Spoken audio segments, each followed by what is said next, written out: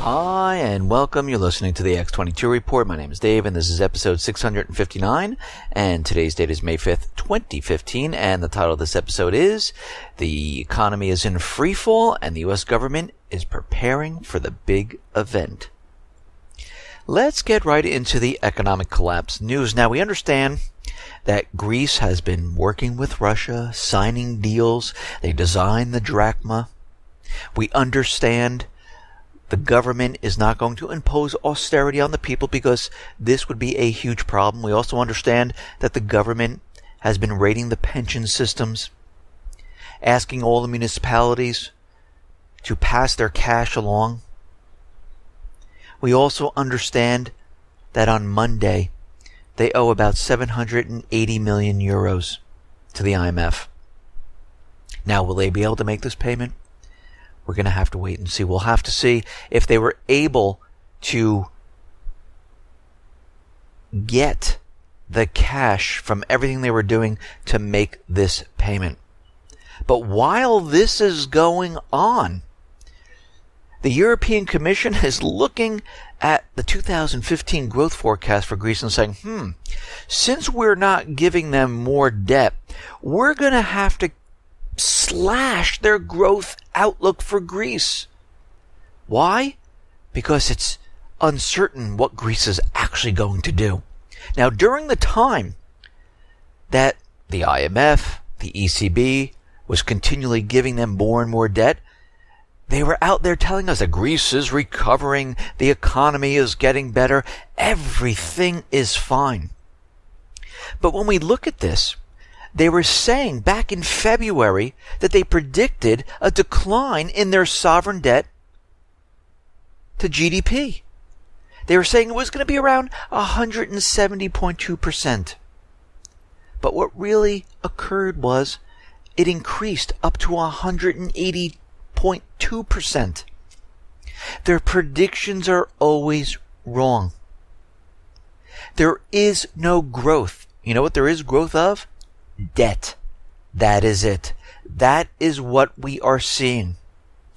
Now, here in the United States, of course, the U.S. government, the central bankers, corporate media, they're out there trying to cover up what is really going on here in the country.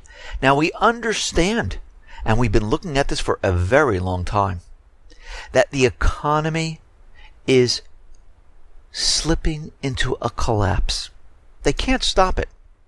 Yes, they can try to prop it up. They can manipulate the numbers, all the statistical numbers, GDP, inflation, unemployment, but they cannot stop what's happening right now. And as more and more information comes out, people are starting to realize, is something going on in the economy? I mean, just think about this. We reported over the weekend that 6,000 stores are going to close down. And this was announced in the beginning of 2015. Thousands of stores were closing down in 2014. The holiday season was a disaster. In Canada, Target closed all their stores, laid off all those people. And we're seeing manufacturing, house sales, completely falling apart. What else are we seeing? Well, March's U.S. trade deficit exploded. Against expectations of $41.7 billion deficit, the U.S. generated $51.4 billion. The worst since when? October 2008. Isn't that when the market came crashing down? I mean, this is the biggest miss on record. And guess what? Prepare for the upcoming first quarter GDP. They're going to downgrade it. It's going to go into the negative territory. And of course, it's going to affect the second quarter GDP that they're predicting is going to be around 0.8%, which is recession level. And if it drops to 0 or negative, we're moving into a depression. The economy is completely in free fall at this time. It is not getting better. New export orders collapsed into contraction. Nothing is going as planned as the United States government central bankers wanted it. They thought they were going to be able to keep this system going. We're in war in the Middle East. We're in war in Ukraine, and they're trying to provoke war in the Pacific because they understand the system is crumbling apart. The Baltic Dry Index, this is the raw material that factories use to produce goods. Well, if the people aren't buying the goods, the factories don't have to produce, and this is quite evident in all the economic indicators we've been reporting on, how U.S. manufacturing is down. Of course, the corporate media is looking at it saying, oh, look, it bumped up a little bit, and we're on a rise. The trend is up. No, the trend is not up. The trend is down. The Baltic Dry Index, the raw materials that is being shipped to the factories, it dropped again. 7 points. We're down at 580. We look back to last year, the previous year, we were at 900, 1100, 1500. This system cannot be sustained. It's completely falling apart. And we've been hearing, look at the bond market. This is where things are going to explode.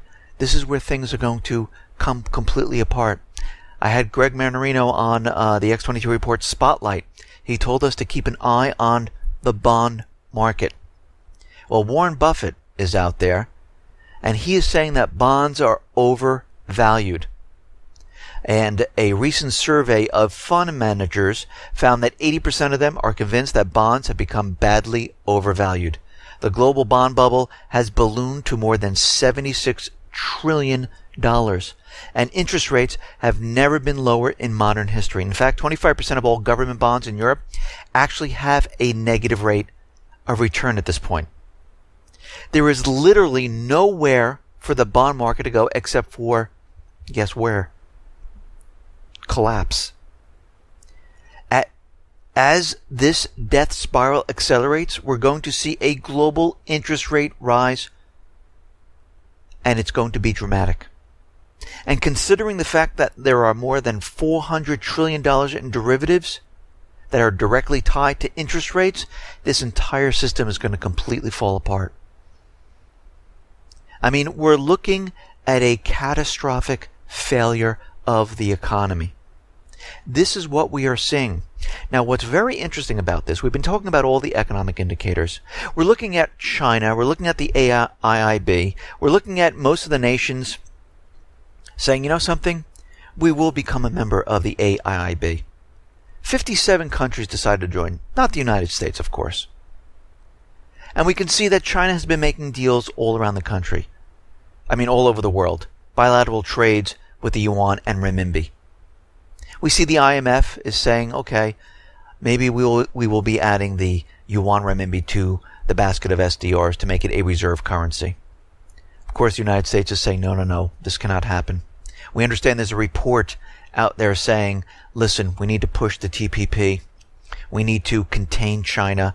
We need to force them down and control them. And we need to do this either economically, diplomatically, or if we can't do it in any other way, we need to wage war. And this is a report that I talked about yesterday. But what's even more interesting about that is what's coming out of the U.S. Treasury and what they're planning to do and how they are reporting it, which I find very interesting. Now, you know that we have a huge amount of debt here in the United States. And we know the Treasury is continually paying it down with the revenue that they're bringing in, or they're trying to bring in the revenue to help pay the interest payments on the debt, and it's getting more and more difficult as time goes on. And of course, if something does happen, like a collapse, it's going to be very difficult for the U.S. government to borrow, right? Well, the U.S. Treasury decided that they're going to scrap plans to pay down the debt between April and June, or maybe even longer. It all depends. And they're going to hold more cash on hand. The Obama administration has been studying holding a higher cash buffer for at least 1 year. That's interesting. Why would they be doing this? Well, what they are saying at this time is they're saying that if they hold more cash on hand at the end of every day, it would help protect the government's income stream.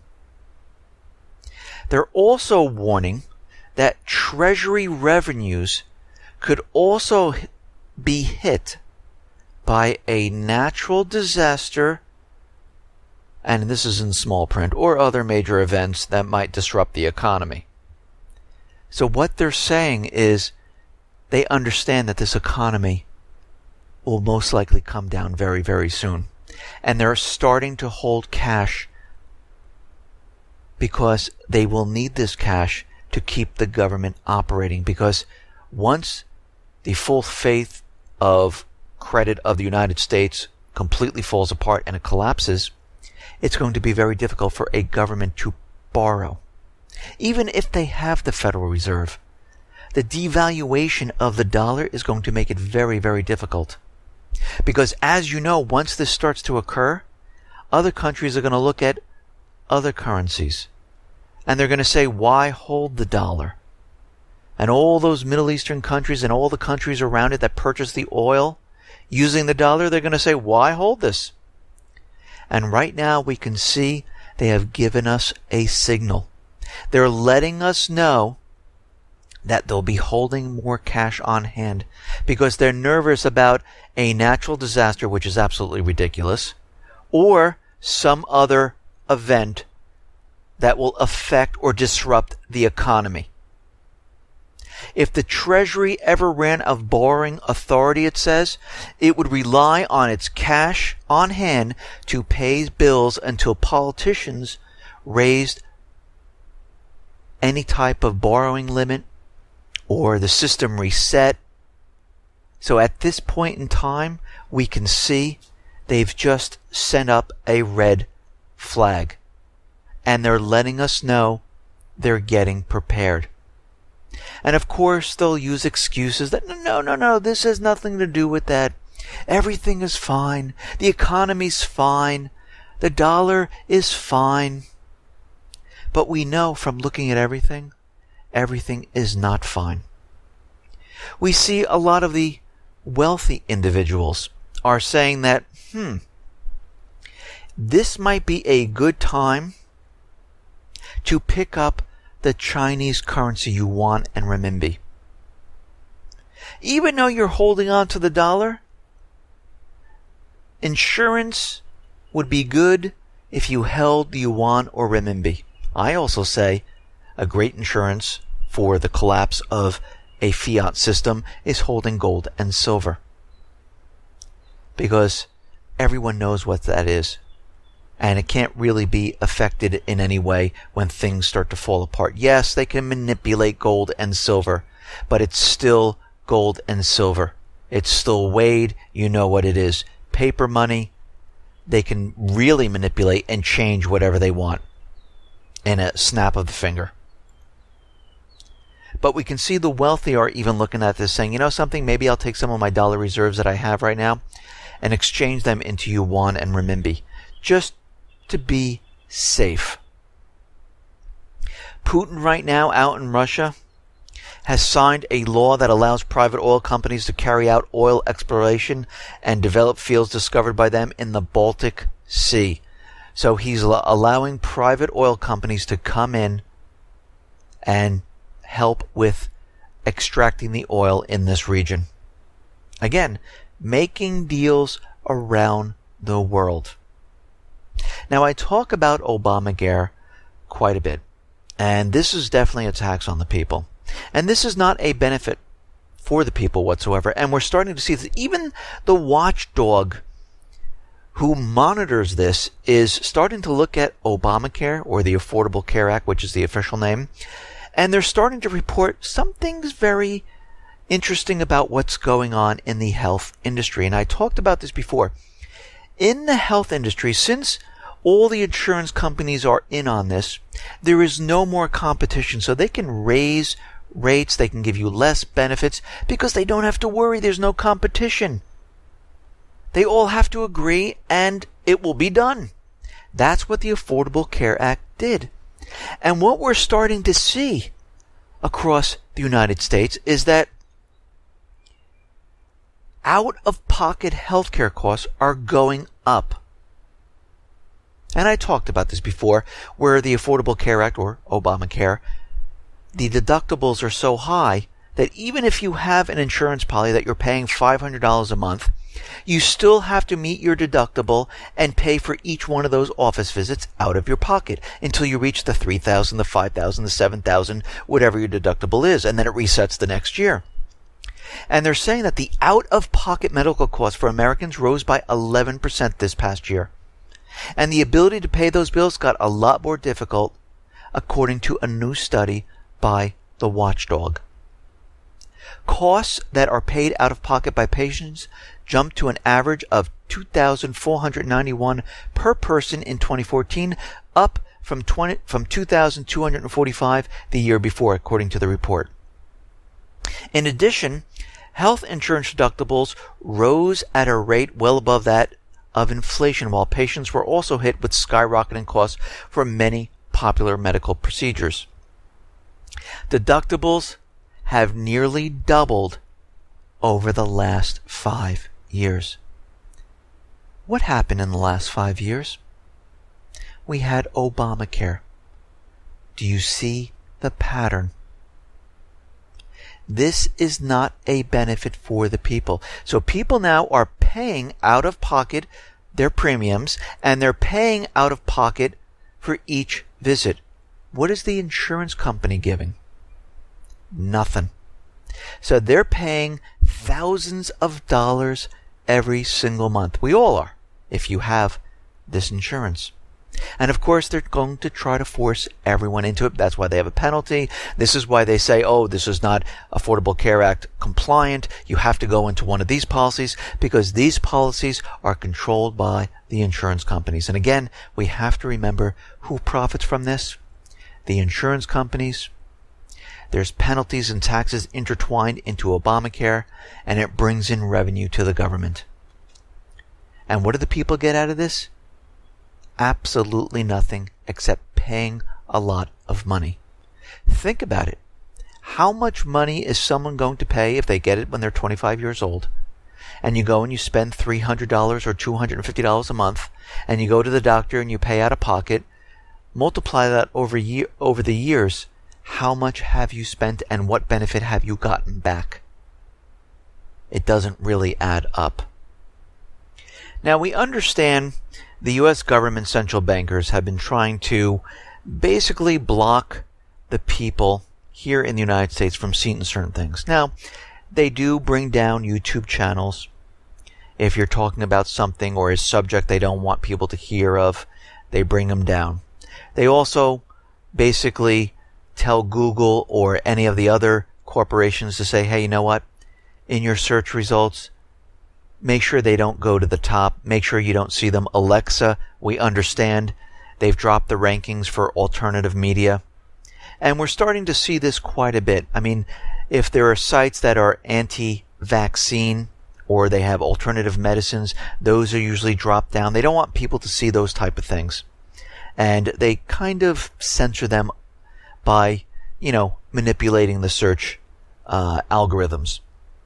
And we see right now that it's not only happening there, but the FCC, since the new net neutrality rules that are coming into effect this June 12th, we see that the Federal Communications Commission member, Ajit Pai, he is saying that the federal government has an impulse to regulate internet content, ostensibly to ensure that the ideas available on the web are balanced. And they might be using the phrase net neutrality to use this for content.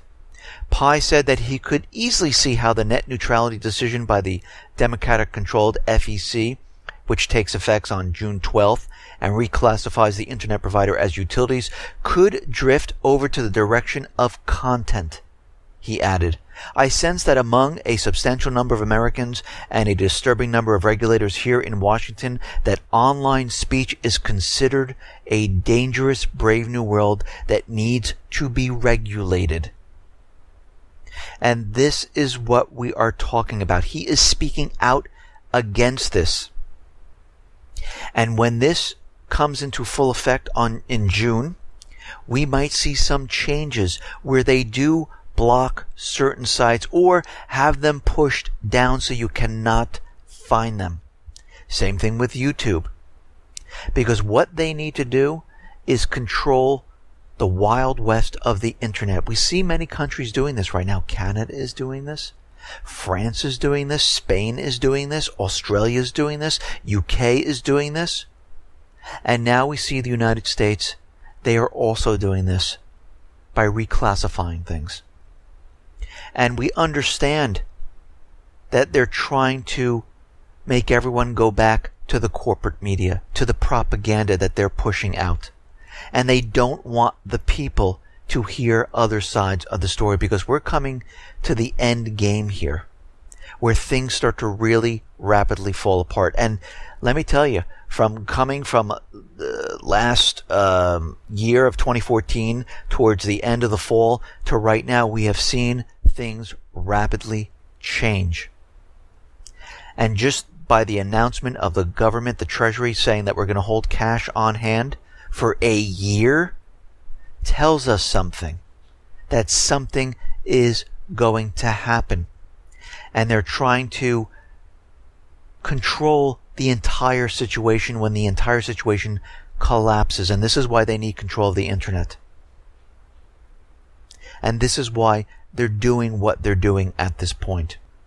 Now, John Kerry made an unannounced visit to Somalia on Tuesday. And this is the first U.S. Secretary of State ever to travel to this country. Somalia has lacked a strong central government for over 20 years and has been battling the scourge of Al-Shabaab, the Al-Qaeda-linked terror group.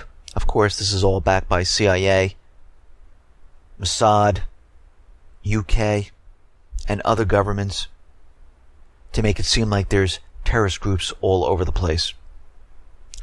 And in recent months, the U.S. administration has taken note of an increasingly organized Somali government.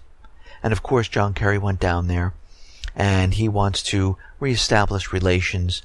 The question is, why all of a sudden? What made John Kerry make an unannounced trip to Somalia? Well, we understand a couple things, and we've seen this in many different countries in Africa. Basically, Somalia is across the Gulf of Aden from Yemen.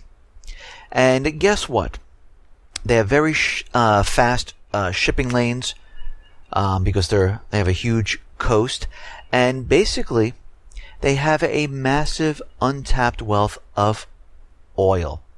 Perhaps as much as 110 billion barrels. And why else is he there? Well, China and Somalia have signed a new agreement to strengthen their diplomatic relations, and they did this in April of this year. Part of the agreement, China donated $13 million to the Somali federal government to boost its efforts on rebuilding the country's infrastructure, health, education, economy, and other development programs. China will continue its support toward the development and stabilization of Somalia. And basically, they reestablished diplomatic relations. They opened up their embassy in Mogadishu. Last year, it has been closed for 24 years. So wherever China is, and Russia, the United States will go to that country. Now, they will either create a terror type of event.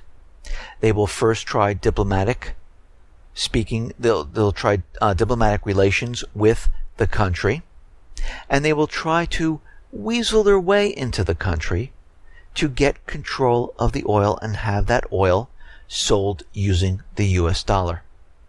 And we see China is already in there, and they're already helping another African nation. And we've seen this all across Africa. This is why the United States is trying to get into Nigeria so bad. Now, out in Afghanistan, we understand, and it was reported that 110 billion of Afghanistan's reconstruction can't be accounted for. They don't know what happened to it. It just disappeared. So what does the Obama administration do? They decided to slash the resources of the watchdog group that reported this. So they reported that 110 billion was completely gone missing. They reported and exposed wasteful spending of billions of tax dollars in Afghanistan. And Obama came out and said, you know what? We're going to cut your funding. The Special Inspector General for Afghanistan Reconstruction, John Sopka, has never shied away from reporting on the myriad mistakes and bad decisions on the part of the State Defense Department in Afghanistan. For his honest and thorough assessment, Sopka may now have to make do with a much smaller staff to keep watch on how U.S. money is being spent. He was told by the State Department that he must remove 40% of his staff from Afghanistan within a year.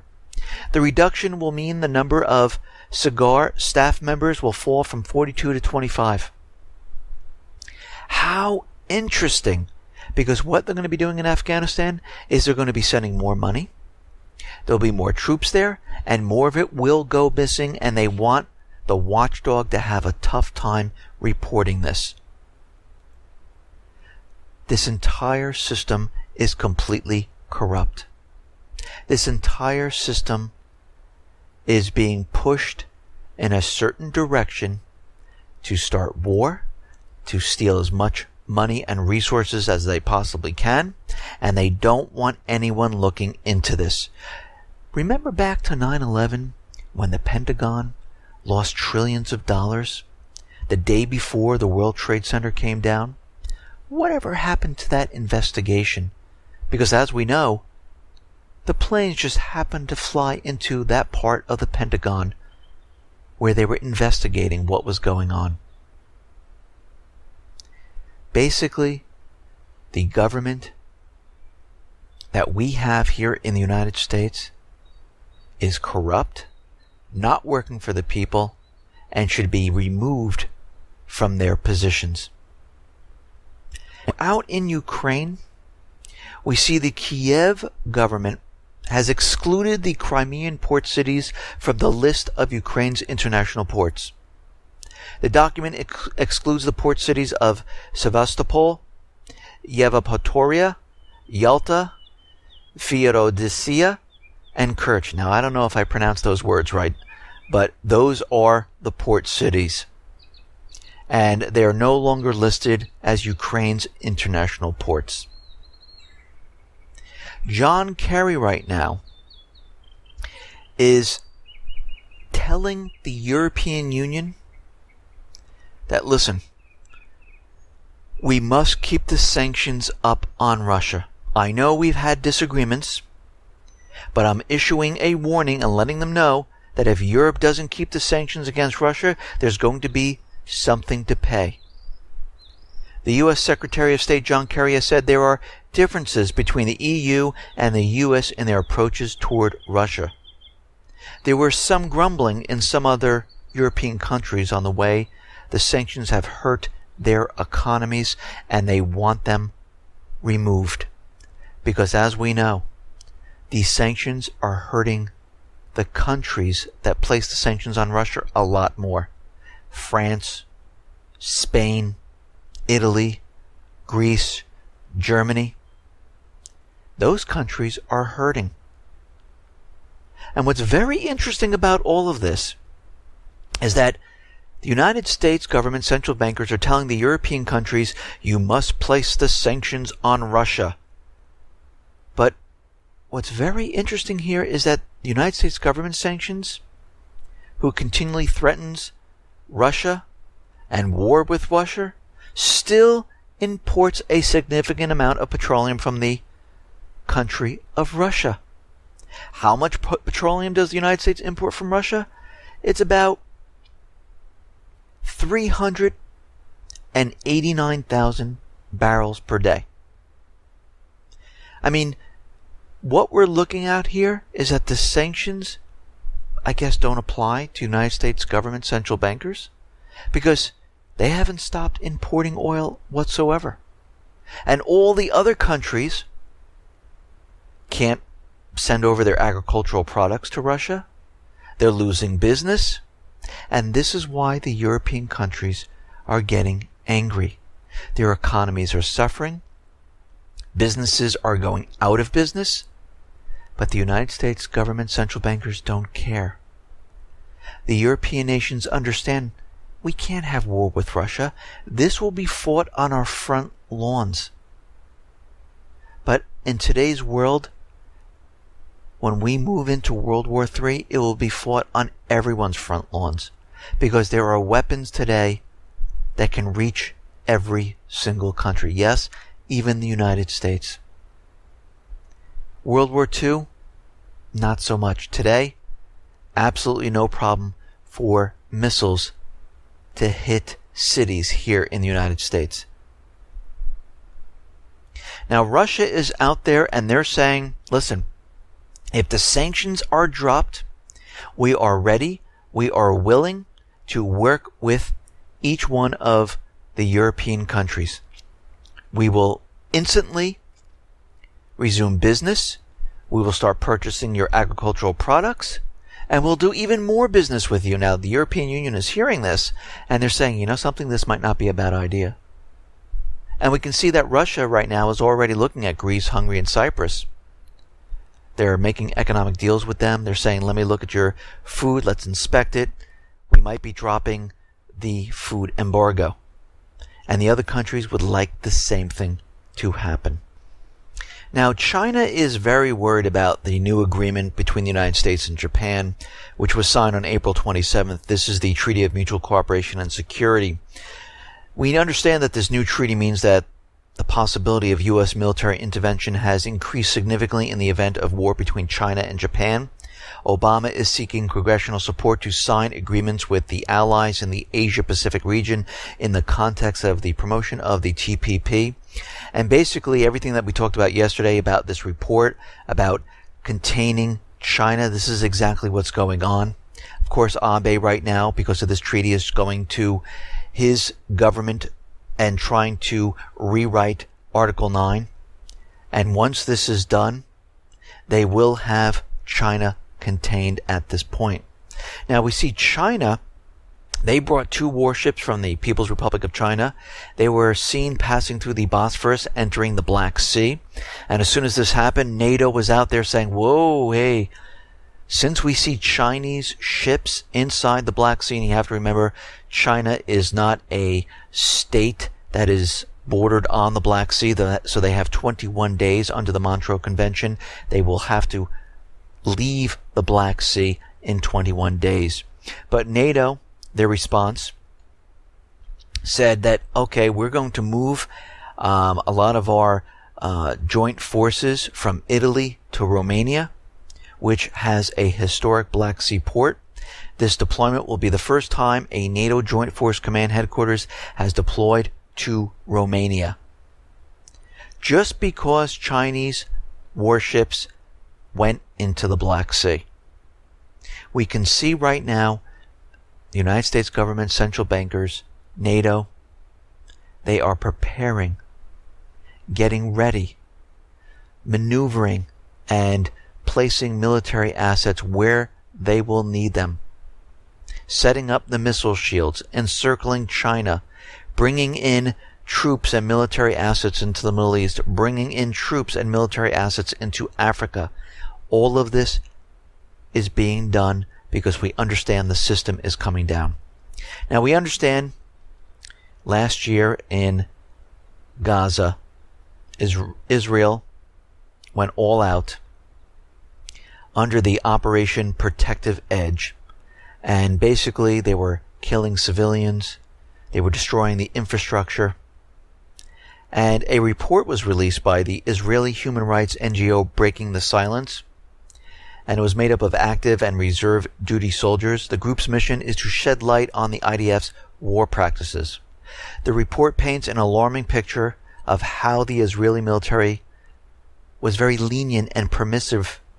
Rules of engagement led to the senseless death of unarmed civilians and much of the carnage in the Gaza Strip during the 50-day operation. According to the report authors, testimonies were collected from over 60 anonymous enlisted men and officers, and basically their rank went all the way up to major. The report found there was no clear operational justification to much of the destruction, and soldiers said the most of it was simply to demonstrate presence in the area and not necessarily to target imminent threats, which we reported on during that time that, yeah, this was just destroy the infrastructure, kill whoever you can kill, and there was no rhyme or reason except to control that area. The idea was if you spot something, shoot, a first sergeant deployed at the northern Gaza Strip reported. They told us there aren't supposed to be any civilians there. If you spot someone, shoot. So we can see all governments do the same exact thing. They tell their people to do something. They give them false information to have them carry out orders. We're seeing it here in the United States. We see it out in Ukraine. We see it in the Middle East. We see it in Yemen with Saudi Arabia. And I'm not blaming the people of any of these countries. Just like we can't blame the people here in the United States. Governments who take the power, who push an agenda, will do whatever they possibly can to keep their authority. And they will use the people and use them to whatever they need them to do. And we've seen this time and time again. We see the Yemen rebels, the Houthis. They've attacked a Saudi Arabian city. Now, you have to remember, Saudi Arabia, and a lot of eyewitnesses have seen this, troops have been moving into Yemen. Of course, it's for reconnaissance.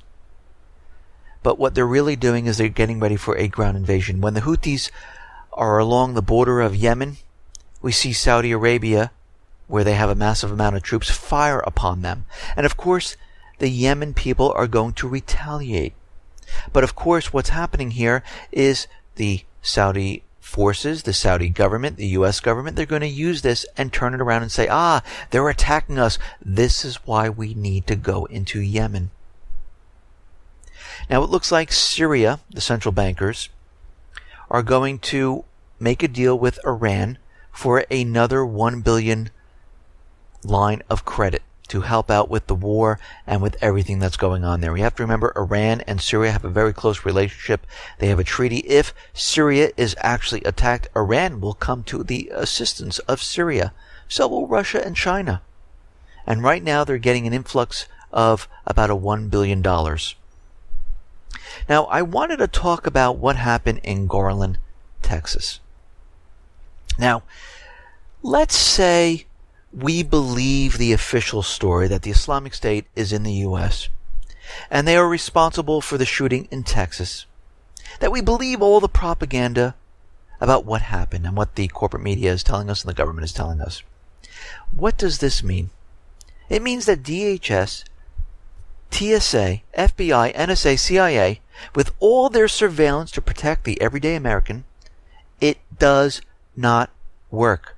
The billions of dollars spent on the NSA data centers, the DHS fusion centers, FBI Stingray devices, and all the surveillance of your emails and everything else, the TSA pat-downs and scans at the airport, it just doesn't work. They couldn't stop this. This is if we believe the official story. It was a waste of money because, as we know and what we've been reporting on, all of this was to spy on the American people, not to look out for terrorists. I mean, all your rights being removed from the Patriot Act, from them taking away your freedom of speech by putting you into cages, by violating your Fourth Amendment, by removing your weapons. All of this was done not to stop terrorism. It was done to limit your rights. Because out of everything they've been doing and all the money they've spent, there was absolutely no warning whatsoever. There was nothing on the DHS alert system. There was nothing that the NSA picked up on. There was absolutely nothing. Where was the chatter? Where was the information? So basically, the terrorism is created from the US government, central bankers, CIA, Mossad, UK, and they use the terror to convince the people, to keep them in fear, and have them do things people normally wouldn't do, like give up their rights. And this is exactly what we've been seeing. I mean, think about this. They're trying to tell us that the Islamic State is now here in the United States. But they had no knowledge of it whatsoever. So, what happened here? Well, the gunmen that we've seen, they came out of nowhere and they started shooting at the Mohammed Art Exhibit and Cartoon Contest. And they basically shot a security officer, and then they were shot down by Special Ops paramilitary SWAT. And this unit was hired by the city of Garland to provide security for the event. How interesting.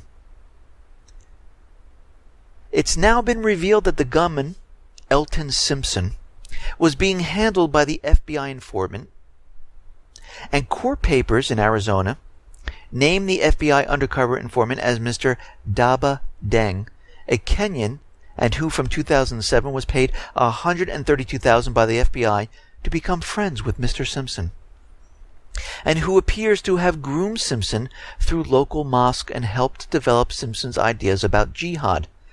Deng also helped to catch Islamic covert Simpson on tape saying he wanted to travel to Somalia to join the terror organization.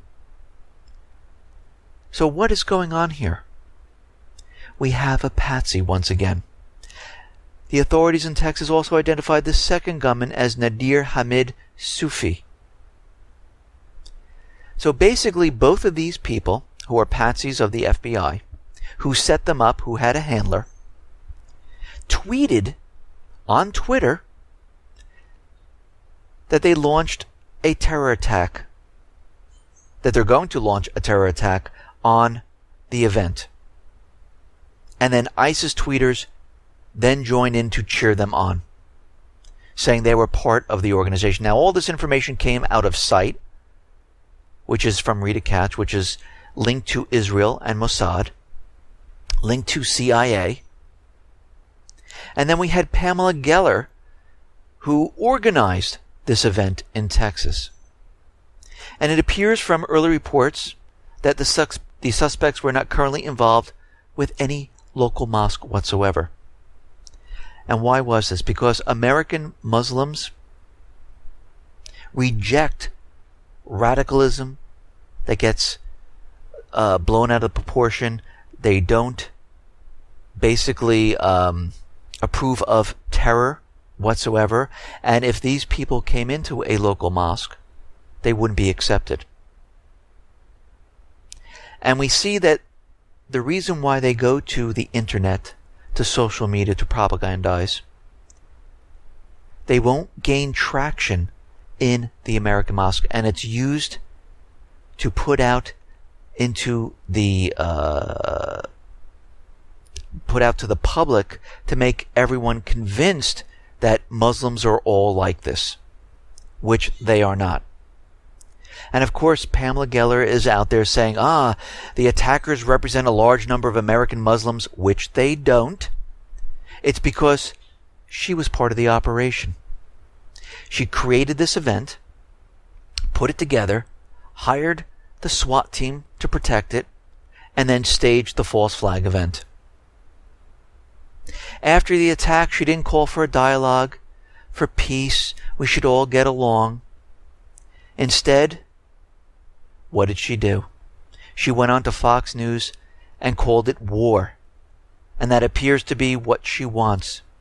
She is there to provoke reactions that polarize America, set people at odds, and alienate Muslims. They want people to take sides at this point.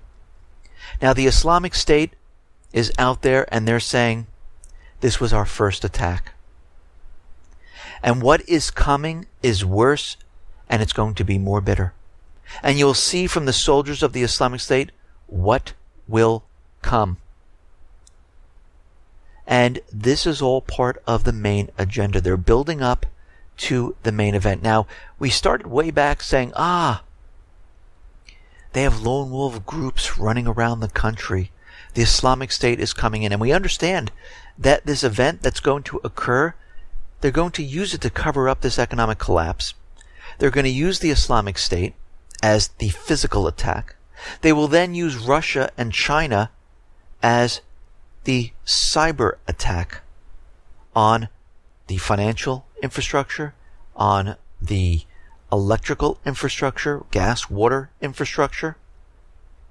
Because as soon as the U.S. is vulnerable because of the attacks in multiple cities at once, they're going to say Russia and China saw the opportunity to attack the United States using their cyber teams. And this is why the economy is coming down. And we can see that this is building up. We're getting closer. And this is why we see all of this occurring at this time. Listen, everyone. Thanks a lot for listening. Be well, be safe, and especially be prepared. Thanks a lot.